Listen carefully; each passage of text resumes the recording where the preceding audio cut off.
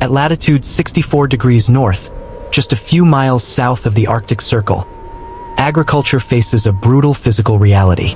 In the dead of the Icelandic winter, daylight shrinks to a meager 4 or 5 hours of weak, oblique solar radiation. Outside, temperatures routinely plummet below freezing, and the landscape is scoured by fierce North Atlantic winds. Biologically, this environment is hostile to almost all commercial vegetation, and it is theoretically impossible for the tomato, a delicate tropical plant that demands constant sunlight and a stable ambient temperature above 20 degrees Celsius just to survive, let alone fruit. Yet, located in the town of Reykholt on Iceland's famous Golden Circle, one facility has completely defied these biological laws. This is the Friðheimar Farm. Established in its current high-tech form in 2002, this is not a traditional farm. It is an industrial anomaly. Spanning approximately 5,000 square meters of specialized glass infrastructure, this project does not simply grow vegetables. It manufactures a tropical microclimate in the middle of a subarctic wasteland. To the naked eye, it looks like a standard greenhouse. But from an engineering perspective, Friðheimar is a massive energy conversion machine. While traditional European agriculture relies on fertile soil and predictable weather, this facility operates on a completely different set of variables. They have decoupled food production from the atmosphere. The numbers here are staggering. In a country where the ground is often frozen solid, this single facility maintains a year-round internal temperature of 25 degrees Celsius and harvests over a ton of biomass every single day. They are not fighting the cold. They are bypassing it entirely. The question is not how they keep the plants alive, but where they find the colossal amount of energy required to sustain this impossible ecosystem. The answer lies deep beneath the crust of the Earth, where they have tapped into the violent geology of the Mid-Atlantic Ridge to execute one of the most efficient heat transfer operations in modern agriculture. Let's look at the specific mechanics of how this thermal transfer actually works. The facility is not situated randomly. It sits directly on top of a high-temperature geothermal field in Reykholt. Just 200 meters from the greenhouse foundation, engineers drilled a supply well into the volcanic bedrock. From this extraction point, the system draws up water at a blistering 95 degrees Celsius, 203 degrees Fahrenheit. This isn't warm water. This is near-boiling fluid pressurized by the Earth's crust. The distribution system is where the engineering becomes pragmatic.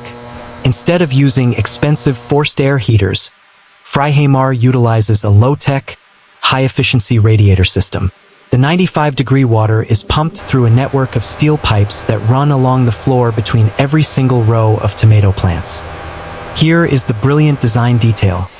These steel pipes serve a dual purpose. Thermally, they radiate heat upward, keeping the root zone at a tropical 25 degrees Celsius to 28 degrees Celsius. Structurally, they act as railway tracks. Harvest carts clamp onto these hot pipes, allowing workers to slide heavy crates of produce down the long rows with zero friction. It is a seamless integration of plumbing and logistics. The scale of energy consumption here is massive. The system cycles through 100,000 metric tons of geothermal water annually.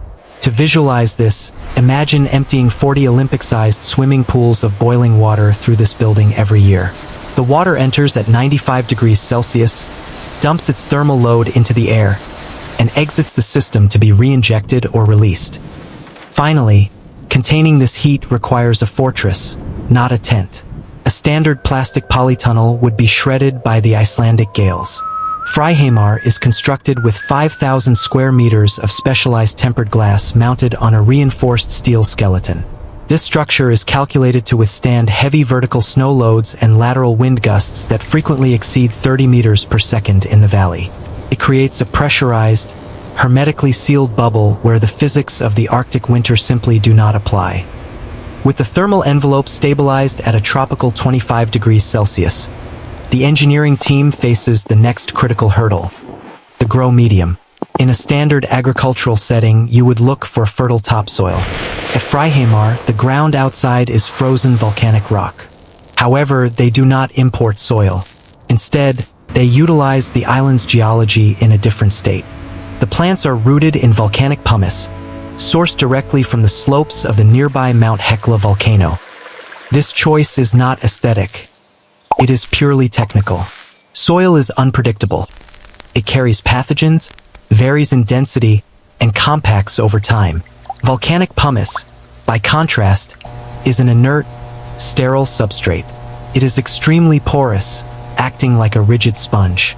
It holds water efficiently while allowing maximum oxygenation to the root systems, preventing root rot.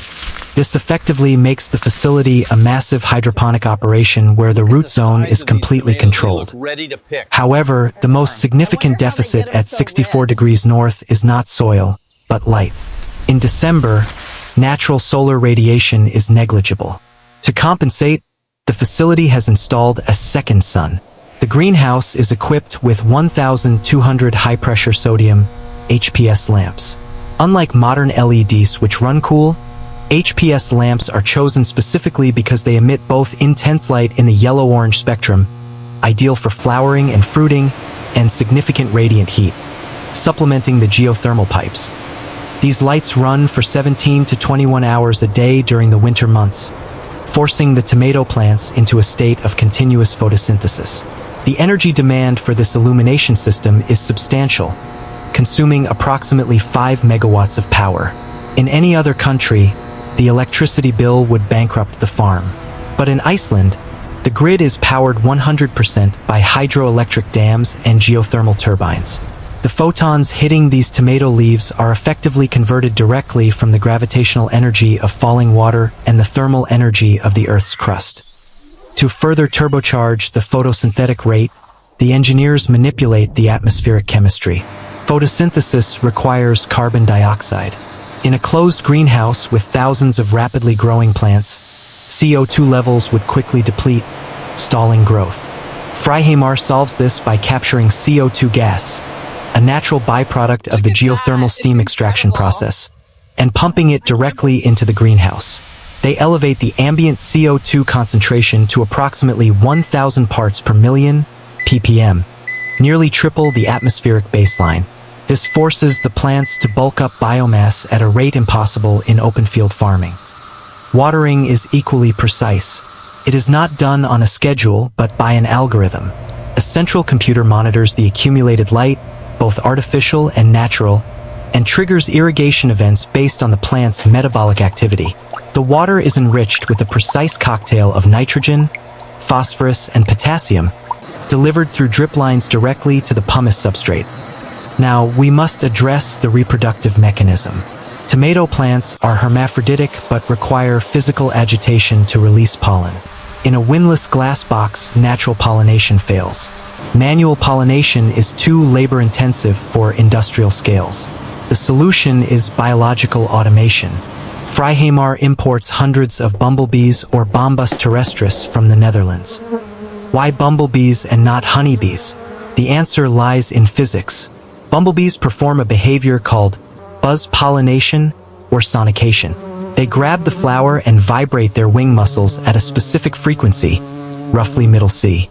This resonance dislodges the pollen deeply stuck inside the tomato flower's anther cone. The hive boxes are placed strategically throughout the greenhouse. These biological workers are so efficient that they visit every open flower in the facility daily, achieving a pollination success rate near 100%. The final layer of this controlled ecosystem is defense. A monoculture at this temperature is a paradise for pests like whiteflies. Instead of spraying chemical pesticides, which would contaminate the product and kill the expensive bumblebees, the farm deploys a standing army of predatory insects. They release mirid bugs or Macrolophus pygmaeus. These small green predators hunt down pests, consuming their eggs and larvae. It is a self-regulating biological warfare system that keeps the crop chemical-free. The result of this integrated system, geothermal heat plus hydroelectric light plus volcanic substrate plus biological labor, is a growth cycle that defies the seasons. A tomato plant here grows approximately 3 centimeters per day. The vines are trained vertically using a high wire system. As the plant grows upward, workers lower the vine, ensuring the fruit-bearing section is always at the optimal working height. A single plant can reach lengths of 8 to 10 meters over its lifespan. The culmination of this high-tech cycle is the harvest. Despite the heavy automation in climate control and irrigation, the extraction phase remains strictly manual. High-end vine tomatoes are too delicate for mechanical harvesters. Every morning, workers move through the rows, hand-picking fruit that has reached optimal physiological maturity. The output numbers confirm the industrial efficiency of the system. This single facility pumps out 1 metric ton of food every single day. That aggregates to an annual yield of 370 tons.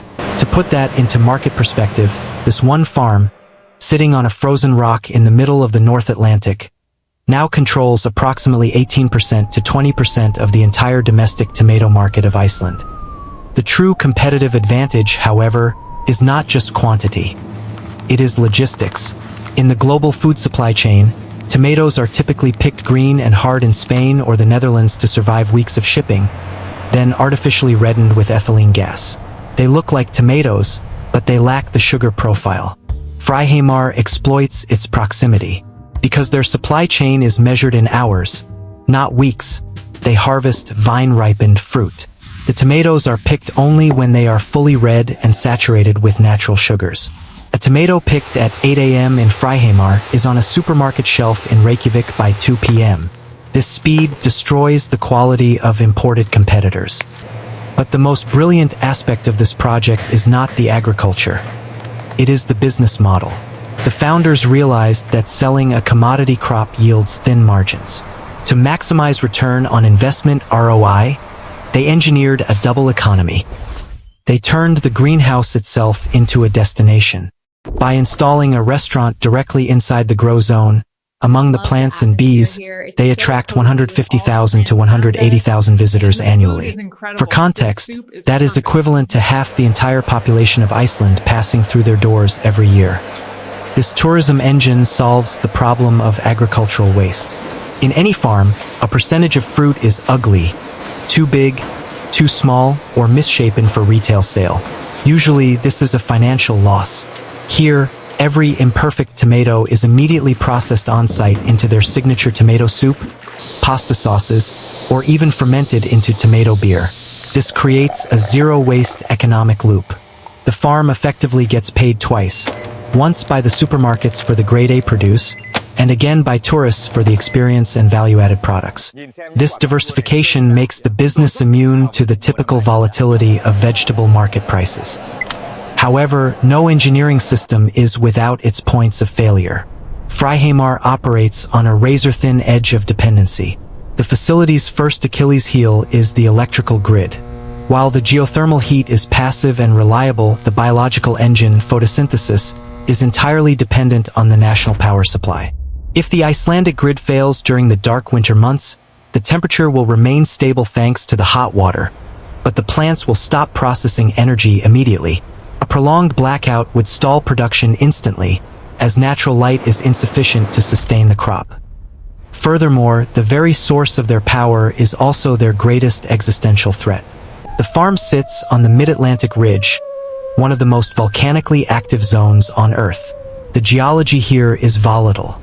A significant seismic shift or an earthquake could shear the boreholes, redirect the flow of the underground aquifer, or drastically alter the temperature of the water source. They are essentially building a factory on top of a geological time bomb. Yet, when viewed through a macroeconomic lens, the benefits far outweigh these risks. In mainland Europe, greenhouses rely heavily on natural gas for heating. With fluctuating global energy prices, the operating costs for a Dutch or Spanish tomato farm can skyrocket overnight. Friðheimar is immune to this volatility. Their heat cost is effectively fixed and near zero. This creates a massive economic moat. Additionally, there is the metric of food miles. Before this facility scaled up, tomatoes in Iceland were flown in via air freight or shipped over long distances, resulting in a massive carbon footprint and degraded product quality. By localizing production, this project eliminates thousands of tons of shipping emissions. It proves that food security is not about where the sun shines, but where energy can be captured. This raises a critical question for the rest of the world. This is not just an Icelandic curiosity. It is a blueprint for the Pacific Ring of Fire. Nations like Japan, New Zealand, and the western United States possess similar geothermal resources. We are looking at a potential shift in global agriculture, where farming moves from fertile plains to volcanic zones to secure cheap, limitless energy. So, here is the question I leave you with today. Do you believe this model of geothermal agriculture is the future of global food security? Or is it just a unique survival tactic for a small island nation? Let me know your analysis in the comments below. If you enjoyed this deep dive into extreme agricultural engineering, make sure to hit the like button and subscribe to the channel for more case studies on how humanity is hacking the planet to survive. Thanks for watching, and I'll see you in the next one.